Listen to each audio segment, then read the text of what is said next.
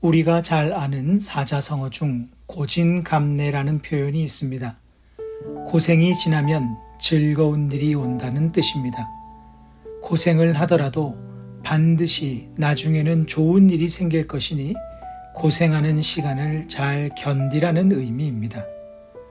그러나 세상 일이 언제나 고진감래하지는 않습니다.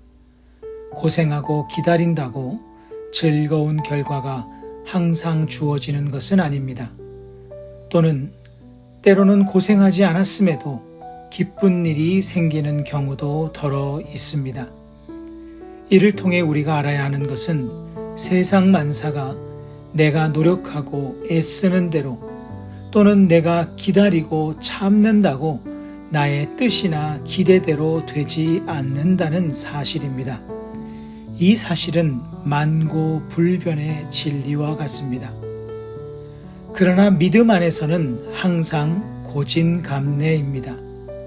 내가 원하는 즐거움, 내가 기대하는 즐거움이 혹 아닐지라도 하나님께서는 내게 더 유익한 것을 예비하시며 고생의 시간을 지나 기쁨의 열매를 맺게 하십니다. 궁극적으로는 영원한 생명과 영원한 승리를 누리게 하십니다. 아브라함과 사라의 가정에 큰 기쁨의 소식이 생겼습니다. 이삭이 태어나게 된 것입니다. 사실 이삭은 그들이 본래 기대하고 기다렸던 아들이 아닙니다. 사라의 경수가 이미 끊겨 어떤 소망도 가지지 못한 상태에서 꿈조차 꾸지 않던 일입니다. 하나님께서 이삭의 출생을 직접 예고하실 때에도 실없는 웃음만 웃을 뿐이었습니다. 그러나 완전한 절망과 포기 속에 있던 아브라함과 사라에게 하나님께서 아들이라는 희망의 씨앗을 뿌리셨고 긴 기다림의 지침, 포기함의 반복이 있었지만 이삭이라는 약속을 성취하셨습니다. 그 기다림의 시간이 결코 쉬운 일은 아니었습니다. 7절에서 사라가 자식들을 젖먹이겠다고 누가 아브라함에게 말하였으리오마는 아브라함의 노경에 내가 아들을 낳았도다 하니라 라는 사라의 고백은 그의 깊은 수치와 상처를 담아내고 있습니다. 사라는 자녀를 낳지 못하는 태라는 저주 섞인 모욕을 당했을 것이며 자신의 여종을 통해 낳은 이스마엘 또한 사라에게는 여인으로서의 수치감만 더하는 존재였을 것입니다. 그런 사라였지만 어떤 조짐도 보이지 않았던 긴 시간, 칠흑과 같았던 시간을 마침내 통과하여 이제 90세의 나이에 이삭을 낳게 된 것입니다.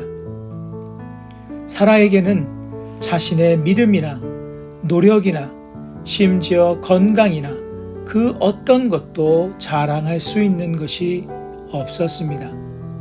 그러나 하나님께서는 전적인 그분의 은혜로 사라를 웃게 하셨습니다.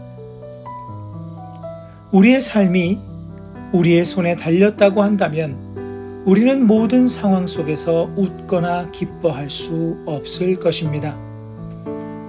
불완전한 나의 능력으로 내 삶을 기쁨으로 인도할 수 있으리라고 장담할 수 없습니다.